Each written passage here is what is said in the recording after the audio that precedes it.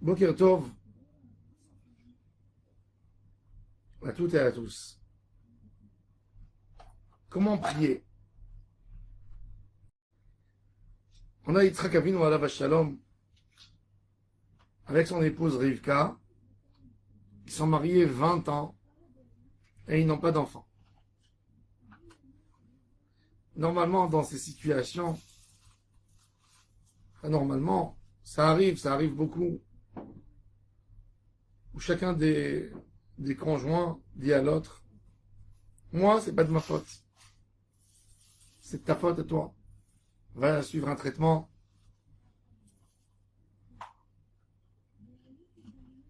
Et on voit la grandeur de Yitzhak Avinu alav shalom. Il monte sur le toit, il est concentré dans sa prière, et il dit à Kadosh Baruch Hu, moi je ne mérite pas des enfants, mais ma femme elle mérite. Donne pour elle, pas pour moi. Et elle dit à Kadosh Baruch Hu, donne pour mon mari, pas pour moi. Même si moi je ne mérite pas, mais je veux que mon mari ait des enfants. Et chacun d'eux, il donne à l'autre. La Gemara, elle dit que quand quelqu'un prie pour son ami, il est exaucé en premier. Évidemment, il ne faut pas faire maintenant des pilotes pour son ami parce qu'il sait qu'il sera exaucé. Naturellement.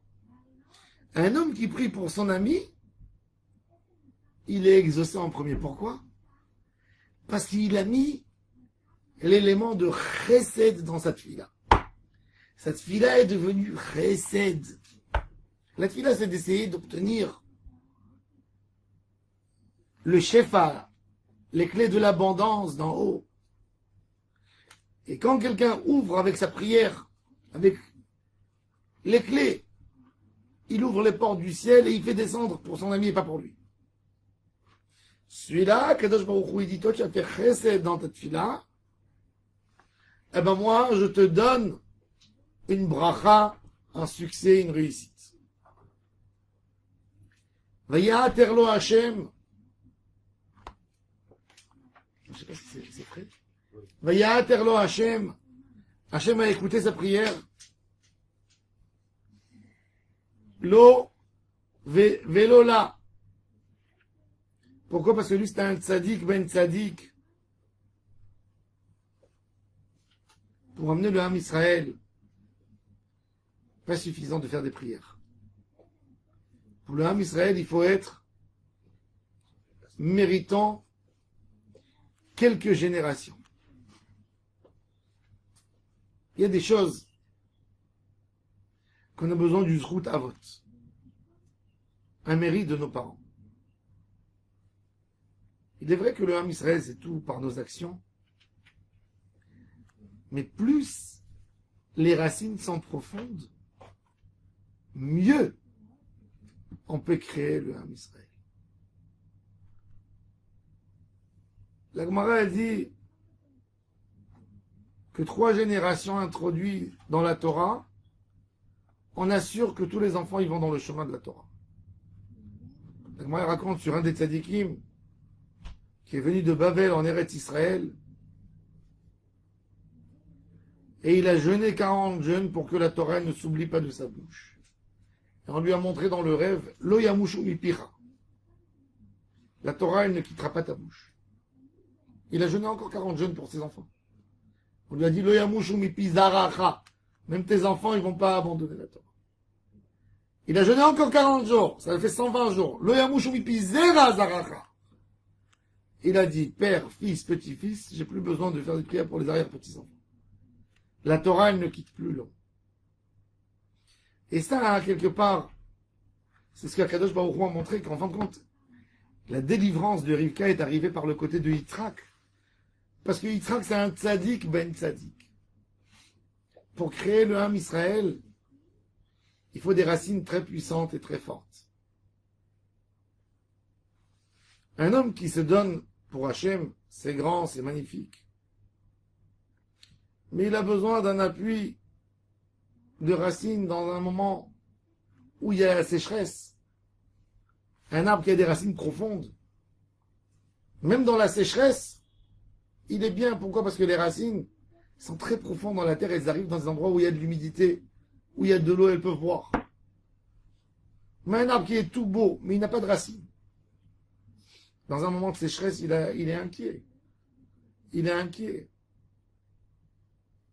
Et ça, c'est la notion de la différence de la tfila entre un tzaddik ben tzaddik et un tzaddik ben racha. Le tzaddik ben tzaddik, c'est la racine. Tzaddik ben racha, c'est grand, c'est beau. Mais pour faire un Am Israël, on a besoin d'une tfila. Le Midrash nous dit que Rivka était stérile. Pourquoi? Il ne pouvait pas avoir d'enfant parce que son père et son frère et sa famille lui ont fait une bracha à Choten ou notre sœur. Hâte, et il a alfé revava, que tu sois multiplié énorme. Et on ne voulait pas que la bracha de ses frères agisse sur elle, parce que si quelqu'un il prend une bracha d'un homme racha, il a la touma du racha qui se colle à lui.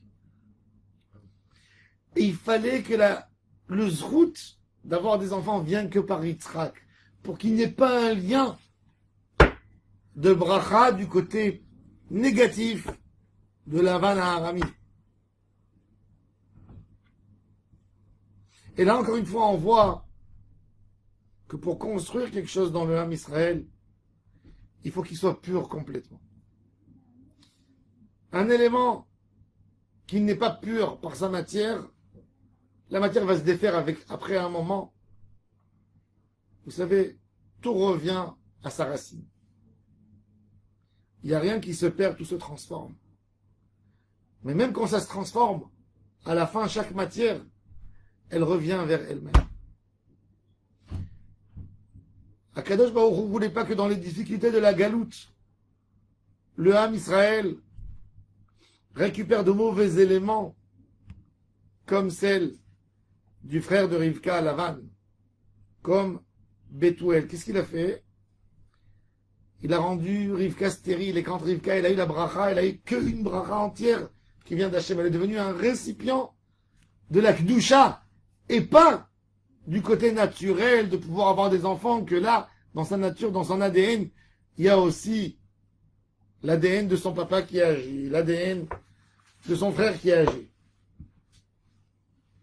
Et ça, c'est le secret pourquoi Rivka Imenu était stérile. Et on voit encore quelque chose. On voit que quand elle est enceinte,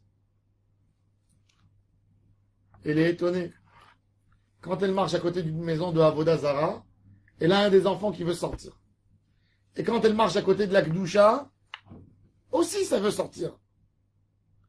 Rabbi Levi Tzaddik de Berditchev nous dit que le Hari Akadosh dit qu'une femme qui est vraiment tzadéket, elle n'a aucune souffrance quand elle est enceinte. Elle a un accouchement facile. Elle n'a pas un accouchement difficile. Alors Rivka, elle a dit, si je souffre autant, je suis pas tzadéket. Bon, si je suis pas tzadéket, je dois faire tchouva. Mais ce qui l'a étonné, comment ça se fait que quand elle passe à côté d'un endroit, d'un lieu saint, d'un lieu kadosh, elle a un enfant qui veut sortir, c'est-à-dire qu'il y a de la kdusha. Donc si l'enfant il est kadosh, c'est forcément il a pris de quelque chose.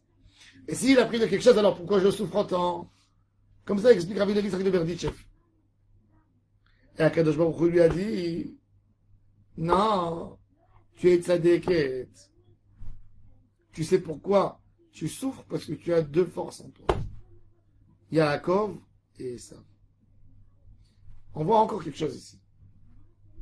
On voit qu'une femme tzadéket comme Rivka, quand elle a mal, elle ne va pas à la couper trop libre. Elle comprend que c'est impossible qu'un homme souffre. C'est-à-dire qu'il y a quelque chose à réparer d'abord. Ça, c'est la grandeur de Rivka Imenu. Elle a mal avant d'aller prendre rendez-vous chez le médecin à Coupatrolim. Elle veut savoir si elle est proche d'Hachem. Comment est-ce possible qu'elle a mal?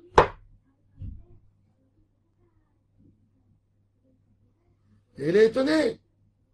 Elle dit, ben si je suis pas bien, comment ça se fait que cet enfant il veut sortir en Gdusha?